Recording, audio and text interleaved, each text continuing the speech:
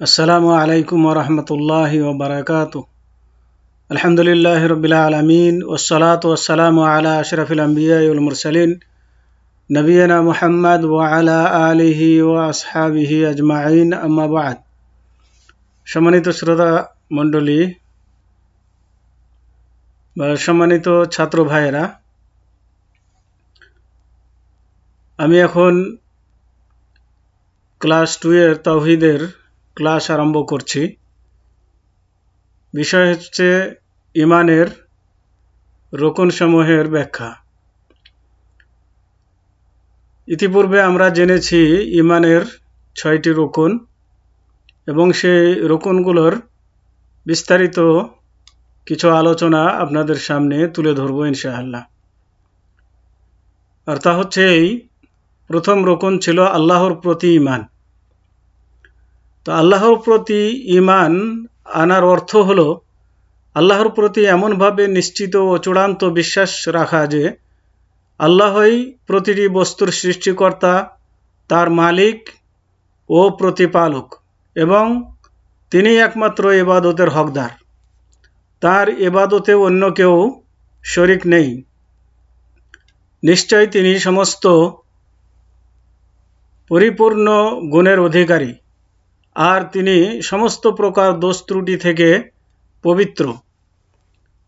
অপরিহার্যভাবে এ বিশ্বাসকে অন্তরে লালন করা ও সে অনুযায়ী বাস্তবে আমল করাই হচ্ছে আল্লাহর প্রতি ঈমান।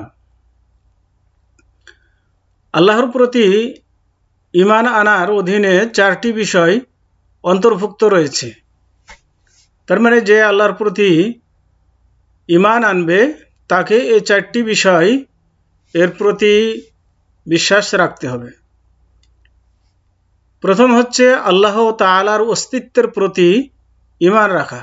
আল্লাহ রাব্বুল আলামিন যে আছেন, তার অস্তিত্ব আছে, সেই বিশ্বাস রাখতে হবে।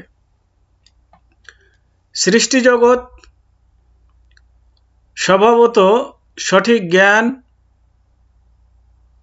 সৃষ্টিগত স্বভাব, সঠিক জ্ঞান ও বিবেক, শরীয়ত সম্মত দলিল প্রমাণ এবং বোধ শক্তি আল্লাহর অস্তিত্বের প্রমাণ করে। আপনি যদি আপনার জ্ঞান দিয়ে চিন্তা করেন বা স্বভাবগতভাবে আপনি যদি আল্লাহকে নিয়ে চিন্তা করেন, তো দেখবেন যে আল্লাহর অস্তিত্ব আছে, এটাই বলে দিবে। এছাড়াও শরীয়ত সম্মত কিছু দলিল প্রমাণ রয়েছে কোরআন হাদিস দ্বারা, সেটাও প্রমাণ বহন করে যে আল্লাহর অস্তিত্ব রয়েছে।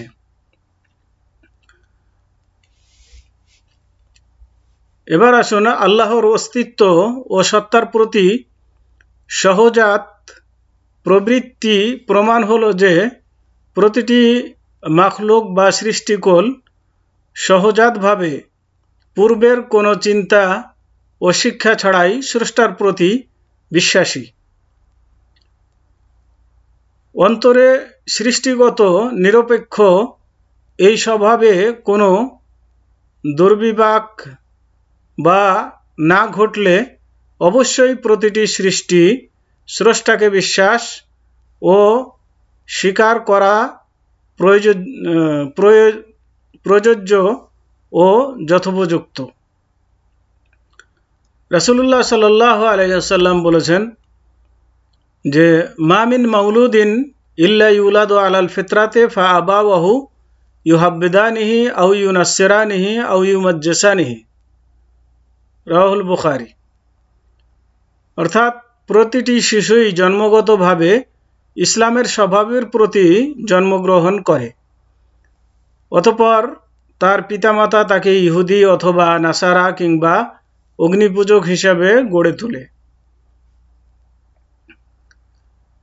তার মানে এখানে বলা হলো যে স্বভাবগতভাবে প্রতিটি সন্তানই ইসলামের উপর জন্মগ্রহণ করে, মানে সে আল্লাহকে মান্য করে, কিন্তু তার পিতামাতা তাকে বিভিন্ন আকীদা বা বিশ্বাসের দিকে নিয়ে যায়, যে যে আকীদার উপরে থাকে। 2 নম্বর হচ্ছে আল্লাহর অস্তিত্ব বা সত্তার প্রমাণে, আল্লাহর অস্তিত্বের বা সত্তার প্রমাণে বিবেক ও বোধশক্তির প্রমাণ হলো যে পূর্ববর্তী ও পরবর্তী বিশাল এই সৃষ্টি জগতের অবশ্যই একজন সৃষ্টিকর্তা আছেন, যিনি তার আবিষ্কারক। কেননা কোনো একটি আত্মা বা জীবন নিজ থেকে উদ্ভাবন সম্ভব নয়, এবং এমনকি কোনো ঝিনুক বা শামুকের অস্তিত্ব পাওয়া অসম্ভব।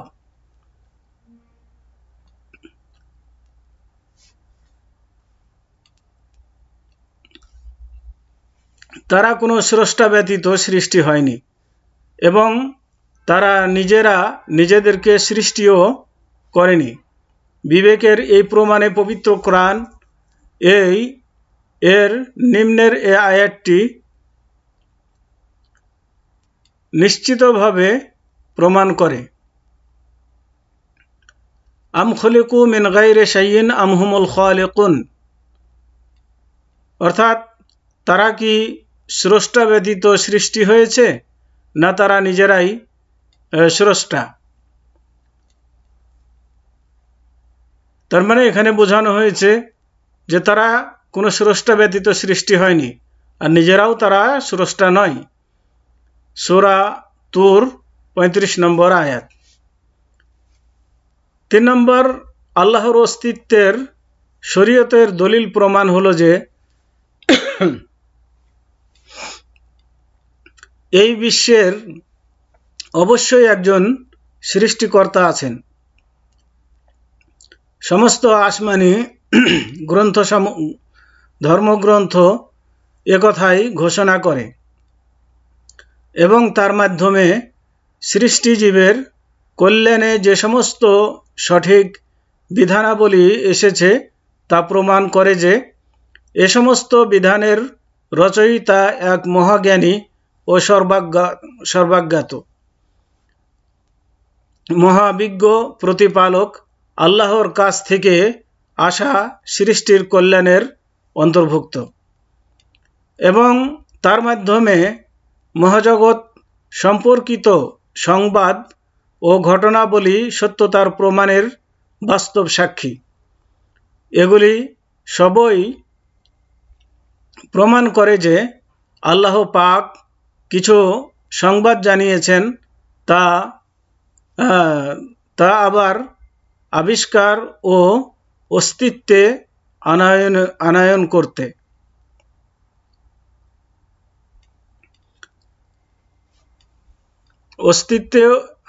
করতে ক্ষমতাবান। 4, জ্ঞান ও অনুভূতির মাধ্যমে আল্লাহ তাআলার অস্তিত্বের প্রমাণ দুটি দৃষ্টিকোণ থেকে হতে পারে।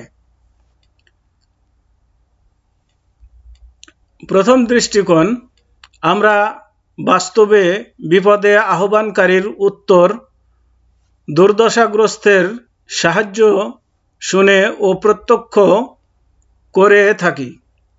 এ সমস্ত ঘটনা অকাট্যভাবে আল্লাহর অস্তিত্বের বাস্তব প্রমাণ। পবিত্র কোরআন ও হাদিসে এর অনেক প্রমাণ বিদ্যমান। যেমন আল্লাহ পাক ইরশাদ করেন, ওয়ানুহান ইয নাদা মিন ক্বাবলু ফাস্তাজাবনা লাহু, অর্থাৎ স্মরণ করো নূহ আলাইহিস সালামকে, পূর্বে সে যখন আহ্বান করেছিল তখন আমি সাড়া দিয়েছিলাম তার আহ্বানে। সূরা আম্বিয়া 76 নম্বর আয়াত। তার মানে এখানে আল্লাহ রাব্বুল আলামিনকে ডাকা হয়েছে, একথা বলা হচ্ছে। তার মানে যারা বিপদে আপদে পড়ে থাকে তখন তারা আল্লাহকেই ডাকে। হাদিস থেকে এর প্রমাণ, এক বেদুইন মরুবাসী জুমার দিন মসজিদে প্রবেশ করার ঘটনা। মসজিদে প্রবেশ করে আল্লাহর নবীর কাছে তাদের জন্য বৃষ্টির দোয়া করতে বললেন। তিনি আল্লাহর কাছে বৃষ্টির জন্য দোয়া করলেন, অতঃপর সঙ্গে সঙ্গে বৃষ্টি বর্ষিত হলো। তাহলে এটা থেকে বোঝা যায় যে একজন আছেন যিনি যাকে ডাকলে সাহায্য পাওয়া যায়। দ্বিতীয় দৃষ্টিকোণ হচ্ছে নবী ও রাসূলদের অসংখ্য মুজিজা ও নিদর্শন যা মানুষ তার প্রত্যক্ষদর্শী ও শুনে থাকে। এ সমস্ত আল্লাহর অস্তিত্বের প্রতি অকাট্য যুক্তি ও প্রমাণ যে যিনি এক প্রেরক, যিনি এর প্রেরক তিনি হলেন আল্লাহ তাআলা। কেননা এ সমস্ত মুজিজা ও ঘটনা মানুষের সাধ্যের বাইরে। আল্লাহ পাক তার প্রেরিত রাসূলদের সমর্থন ও তাদের সাহায্যের জন্য সম্পন্ন করে থাকেন। তো এই বিষয়ে আরও উদাহরণ হলো, যেমন মুসা আলাইহিস সালাম লাঠি দ্বারা পাথরকে আঘাত করা, অতঃপর পাথর ফেটে পানি বের হওয়ার ঘটনা।